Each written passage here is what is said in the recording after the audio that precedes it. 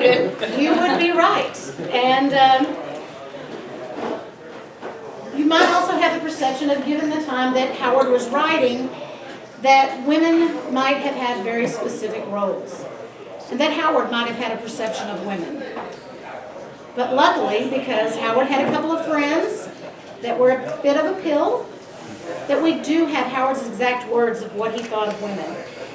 One of his friends talked the other friend into kind of baiting Howard with a letter, talking about women in a negative form to see if he could get Howard to respond to it. And Howard wrote a scathing letter back to him, and this is just an excerpt from it. Women have always been the inspiration of men, and just as there are thousands of unknown great ones among men, there are countless women whose names have never been blazoned across the stars, but who have inspired men on to glory. So this panel came about because all of us are part of Howard fandom, but we each got here a little bit different ways. So each of the women up here I'm going to have introduce themselves and kind of tell you about their path to Howard, quick, and then we're going to go into kind of our views on Howard and how we got here. This is an informal panel, so if you have any questions, feel free to ask them or jump in. At the end, we're going to open it up and see how we can get more people involved in Howard fandom, not just women, but also to expand and get younger people, maybe some different demographics, and see what we can get going on here. So I'm going to have Steph start. Tell us who you are and how you came to Howard fandom. All right. First of all, you're like, it's an informal panel. And so I'm like, let me look at my notes. It's very informal, but I will forget what I'm talking about if I don't have at least a little bit of running script. Anyway, hi everybody. My name is Stephanie Childress. By my work is I'm a public environmental historian. I'm finishing my PhD at the University of Texas at Austin, and where I'm an assistant instructor in the Department of American Studies.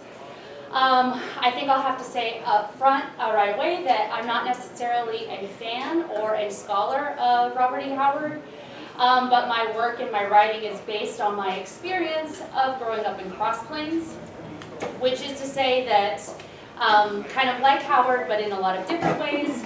I write about Texas, the environment, cultures of energy like oil, for example, and how they shape place and people. So one aspect of my work as a public historian is I'm interested in museums and the preservation of artifacts, like archives. So like Robert E. Howard's papers, for instance, the Howard House, and kind of all things cultural heritage, and especially since this is my hometown. That's my biggest interest in Howard, in making sure that that legacy is preserved. And I'm excited to have this conversation. Yeah, I need to say I cough. Please forgive me for COVID. It's long issues. My name's Libby. Hi, everybody. I'm a lifelong Howard fan. I mean, I think like most of you, or many of you, I've loved Robert E. Howard since I was very young. The way I came to it was that I grew up in Germany, and we moved to the States when I was still pretty young. I was just 11 at the time, and I didn't know anybody. My dad was in the military, so that's how I wound up over here. And my mom was very sick at the time, so I'd spend a lot of time with him out at the base. And I was trying to learn English better than I knew it, and I loved to read. And what do you find on a base with a bunch of airmen? Comic books. And so I did this where I discovered like the Phantom, and one day one of the guys in my dad's group gave me a comic book, and it was Conan #3. And I still have that Conan #3 to this day. And I just took to it. I said, this is really fun stuff. I love this high adventure stuff. And then I found out that it was not just a comic book; that there were books to it. What brought me to this panel, and of course my lifelong interest in it, is I immediately found my idol as far as fictional characters in Queen of the Black Coast. I found Belit, and that was growing up. That was my ideal and my idol. So I was a fan of Howard for forever. A little over a decade ago, I found this festival, and here I am. I'm very excited to be a part of this. This is really, really a good idea. Thank you. Aurelia? Aurelia Wilder, and I came to Howard fairly later in life than Libby. I was in my 30s, and I saw the whole wide world because I love Vincent D'Onofrio. And when he quoted the lines, the stanza from The Tide, that's where I fell in love with, I love poetry anyway, I've always loved poetry. And so when I heard those lines, I, immediately went online to find out if it was actually a poem, like if it was real or if it was just a thing. And so I found the foundation. I immediately found out about Howard Days and just decided that I needed to go. And so it was kind of, it was like a big transition in my life from never really going anywhere on my own. I'd been married, I'd gotten divorced, and so I decided that, I was doing this on my own. So for the first time, I flew somewhere, rented a car, drove from Austin up to here, and Bill Cavalier took me under his wing, and kind of the rest is history. So I'm a fan, and yeah, it's been a wonderful time. It's been about, I think this is my 14th year. So yeah, and I haven't been every year. It's been every so often, but yeah. So, huh? Not counting the apocalypse. Not counting the apocalypse. It was 2018, and then last year I was back. So yeah. My name is Janice, and I'm married into Howard fandom.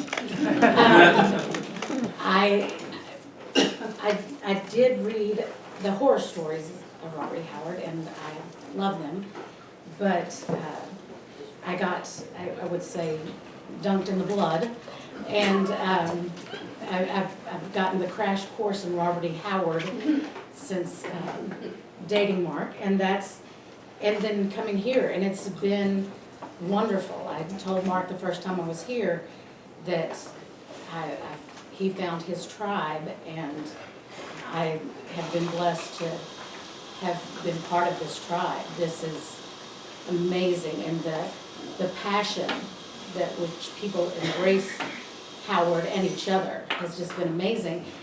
And meeting the women that have read Howard and embraced the people of Howard, that's kind of how this came about. And finding out more about Howard led to this discussion group, thus this panel.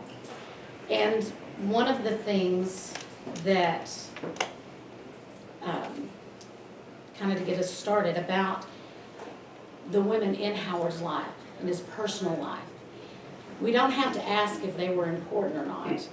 He tells us. There's a point in which Novelyn confronts him about, he's talking about taking care of his mother. She's taken a turn for the worse. And Novelyn says, you've got money. You can hire a nurse whose job it will be to take care of her. Your father has money. You don't have to be the one doing that. And Robert says to her, what's work? A man can do any kind of work. Work is not worth a damn unless you work for somebody you love. All my life I've loved and needed her. I'm losing her, I know that. Damn it to hell, I know that. I want to live. You hear that? I want to live. I want a woman to love. A woman to share my life and believe in me. And to want me and love me. Don't you know that? My God, can't you see that? I want to live and to love. I don't think we have to question what role women played in Howard's life. Right there, he's talking about his mother, and to a certain extent, Novelyn. So that's what I've asked the panel to talk about, how their views on the role his mother's played and Novelyn, as well as Aunt Mary Bohannon, his grandmother. Do you want to start us off talking a little bit about his mother? Well, I know a lot can be said about his mother, because what do we have? We have Novelin's word primarily, and, you know, obviously Howard's words regarding his mother. And I think, you know, Novelin seemed to think that her illness was not maybe as dire as Howard portrayed it to be, but she was very, very sick. And he would take her, you know, like to Abilene and other places for treatments, and, you know, so it was legitimate. I mean, she needed somebody to take care of him. Now, obviously, Howard took that upon himself, but I think that speaking as a mother, you form a bond with your child, or, you know, most of the time, and she, from a very young age, was reading Howard poetry, and I think that was really important and such an influence on his life in the vein of poetry, because Howard was primarily a poet. I think you know, if you are a writer and you write poetry and you write other things, you are still at base a poet, because you can't, if you're a poet, you're not really, it's all coming from emotion, it's all coming from inside. So I think that his mother instilled that in him. She grew that. It grew inside of him, all of the emotion and love that she put into him, and the dedication that she had to her son. And I think that is extremely important to remember, because I feel a lot of times that she gets a bad rap. And so, yeah, I mean, yeah, I think that was, That he was doing it not as a sense of obligation, but as a form I of think payback, that, or, well, I think that emotions are complicated things. I think that, yes, there is some sense of obligation. This is my mother. I mean, even in this quote, you know, you can hear you know, I need to take care of her. You know, I've loved her, and this is what I need to do. She's my mother. And so, yes, there always is, I think, a little bit of a sense of obligation towards our parents. You know, I kind of had to do the same thing with my mother, although my sister was her primary caretaker in her last months. But, you know, you love them and you want to be there, but it's also like, I can't not do this. It's obligation, but it's obligation coming from love. So I think that it's not, you know, it's not a job. It's not, you know, he didn't feel he had to do it. He had to do it because he needed to do it, because he wanted to do it. It's His just, psyche, his sense of honor more than anything else. oh, and I agree. Yeah. I agree. I think that he had a great sense of honor. I think that he was a man with a good heart. And so, and I think that shone through in him taking care of his mother. well, I like you were talking about how she read poetry at an early age. So what was, like, her education, her teaching him, what do you feel like that affected his writing? How do you feel like her reading to him and all that was reflected in his writing and all that? Well, I think that he received an education in vocabulary, for sure, and emotion. You know, more than just, you know, here, go play with your truck in the yard, and, you know, just go be a kid and go outside. You know, she was right there with him, and so she again instilled in him this love of language, love of poetry, and what comes along with that is the stories behind the poetry. So whatever she would be reading him, you know, that it grew in his mind, and he could use his imagination. And so I think that was a big part of the stories that he saw in his head, and the imagination that he had, coming from the poetry that he was read as a child. Well, I think it's also very telling that, I mean, I by no means think that Howard was, I don't know the word I'm looking for. I don't want to say that he was, only had one girlfriend. I don't think that was it. But Oh, no, he only had one girl. yeah, but the one serious romance that we know of was with an educated woman. I think that that's very telling. And a teacher. And a teacher. They're very strong. Well, Right. yes, she was Personality, extremely you know. opinionated. I mean, Ronald was no shrinking violet, for sure. Right, and So, I think that that probably speaks a lot to, one of the stories that I read in there was, I think at one point, I don't know the exact one, is he quotes a couple of lines of, I think Yeats to her, at which point she quotes like 4 or 5 Yeats poems back to him.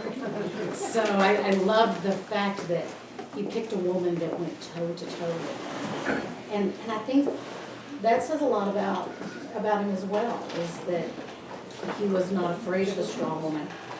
And I think that that can be extended also to the current people now that are taking care of Howard's legacy, as far as like the people involved in Project Pride. Yeah, that quote that you just read about, I just want some, I'm gonna misquote this, but believe in me and live.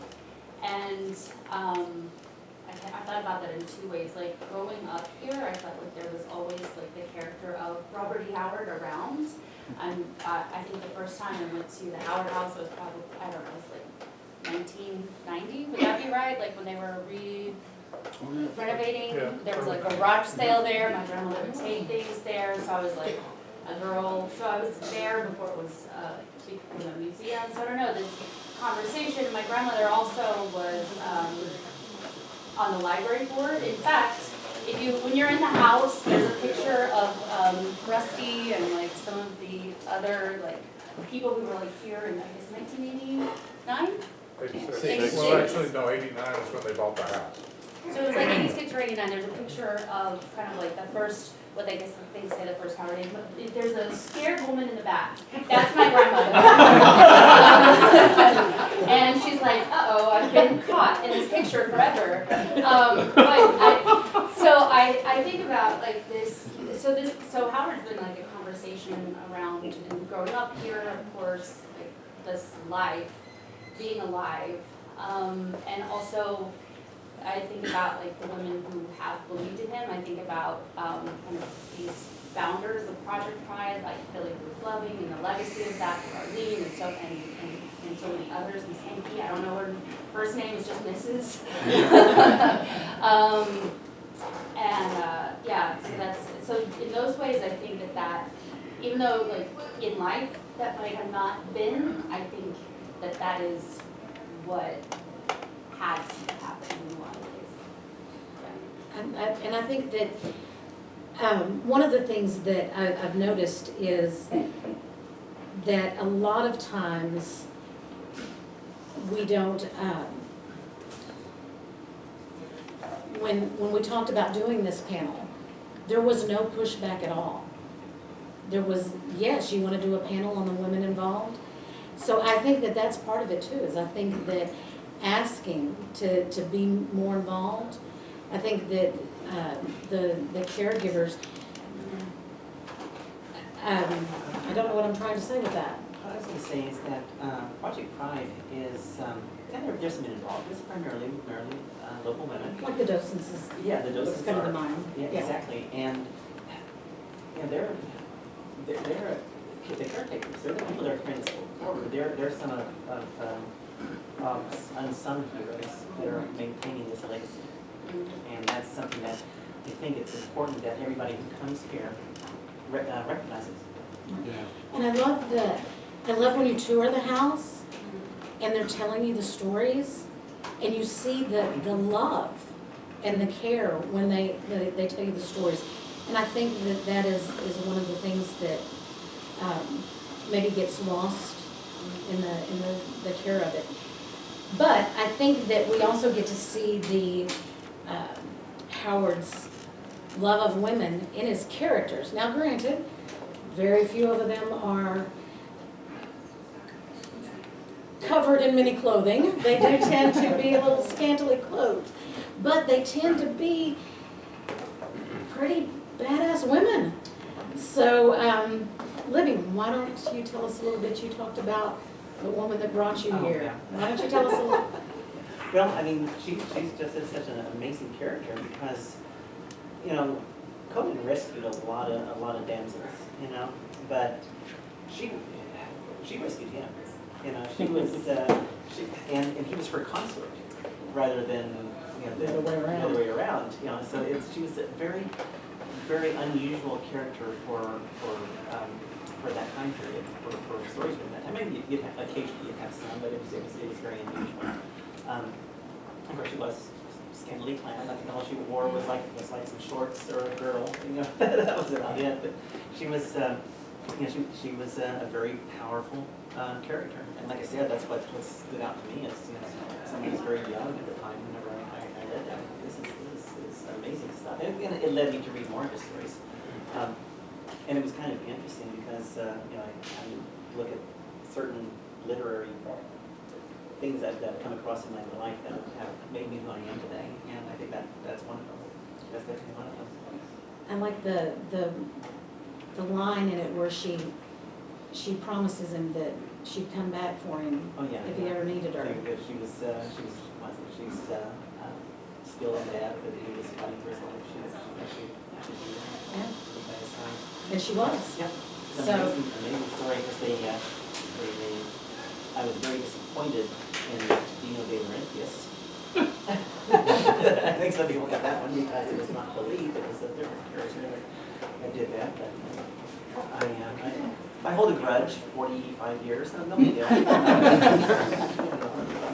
okay. But yeah, that's my story about the characters. There were other significant characters that I was best in this game most. I really find he was the closest to my primary example of a female character from that time is Jarella Jory, Seal Moore's character. But that was so rare that you see a very strong primary character like that as female. So that's my input on it. So, we were gonna talk about. Well, I don't know that I have a favorite character, but I think more importantly, the characters that Howard wrote that were that are in like the Swordland book, and he not only portrayed men as strong and sword wielding or gun wielding, and he portrayed women who did the same. And Dark Agnes, I love Dark Agnes, and she escaped from an abusive father, and makes her way into the world and has her gun and saves a man. And I have to read this a little bit. Her sisters bend above their looms and gnaw their moldy crumbs, but she rides forth in silken steel to follow the phantom drums. And so that is very, that is how he portrayed all of his women. It's not just Dark Agnes, and it's very important for us to talk about them as well. And she saves the man, she wields a gun, and then at the end, she actually ends up dressing as a man and joining Etienne as brothers in arms, and so, yeah, And that's one of the, Agnes was one that I was gonna talk about too, because I love the fact that even though it was unpublished, he had a dedication written at the beginning of it, and he lists several women, and then he says, to all the other sword women, good or bad, bold or gay, who have swaggered down the centuries, this chronicle is respectfully dedicated. So he saw the value in women. He saw the role they were playing. And if you think about the fact that he's writing this, women are just now getting the right to vote. Women are just now being able to own property of their own. So this would be a time where a typical macho man, and we have no doubt that the guy bare knuckle boxing out behind the ice house was a macho man, most of them would be like, wait, you're giving her what? You're allowing her to do what? But he was like, oh no, give her a sword. Give her a sword and a steed. And one of my favorite things is in Novelin's diaries, in her book, she talks about when he asked her, seeing, and I told y'all I had to bring the books because when I try to remember it myself, then I'm going to say it wrong. He asked her, he began to ask the impossible questions such as, that I did not believe a woman nowadays could love a man the way a woman in prehistoric times could. Enough to take up her sword and stand by a man in battle and fight beside him. And I thought, you know, that's what he's looking for. He's looking for that person. He has written women not just in every female character, but in the poetry. You hear women in the descriptions, and, you know, women sneak in all kinds of places. Yeah, so, as I said, I don't read a lot of fiction. I don't think I read a lot of fiction in general, and I like to read nonfiction.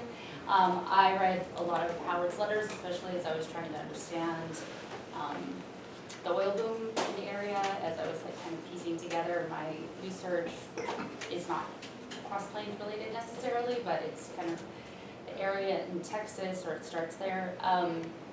But one of the things that I had picked up at that time, and I don't know, one of the things I thought were about the description of landscape, having like a feminine, like feminization almost of the land.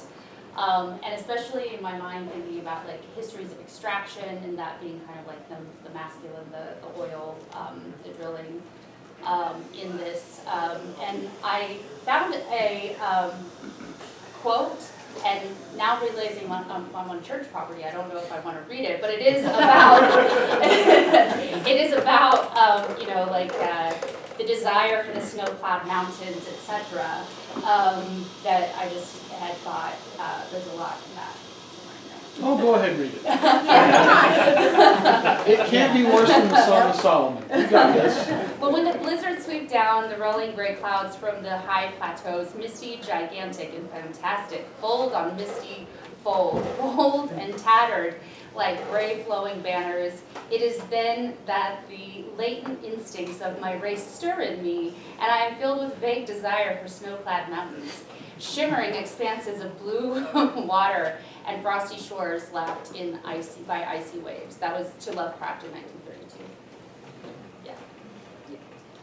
He does very good with his words. I was going to say one thing about his career. So with his breadth of knowledge, you know he knew of people like Mary Read and Anne Bonny and all these, and I forget the name of that. There's a very famous woman dualist about that same. De Maupin? Yes, yeah, that's it. And so you know he knew of these characters, and I'm sure that he got a lot of sentiments from them as well that he brought into the stories. Well, I think you're right, and I think he read everything he could find. So, well, and I think that kind of leads us to, you know, we see all these different things that have brought us to Howard, whether it's his poetry, his badass women, his letters, and, you know, growing up here and living it. But we were talking a little bit when we were on the phone together about what things that we could do to expand and to get more people involved. I know that tomorrow there'll be an entire panel on what's coming forward in Howard. But we were also talking about what are some of the things that we could do that would bring more people of our gender and maybe some younger people. I have a thought of that when I was coming out here today. Because I was saying that it's been the better part of a decade, over a decade, since I came out here. The first few times I came out here, it was a day trip. I was here for a couple of hours, and there were a bunch of guys in black t-shirts. Okay, I feel seen. Wait, and I just, I didn't interact. I just didn't interact at that time.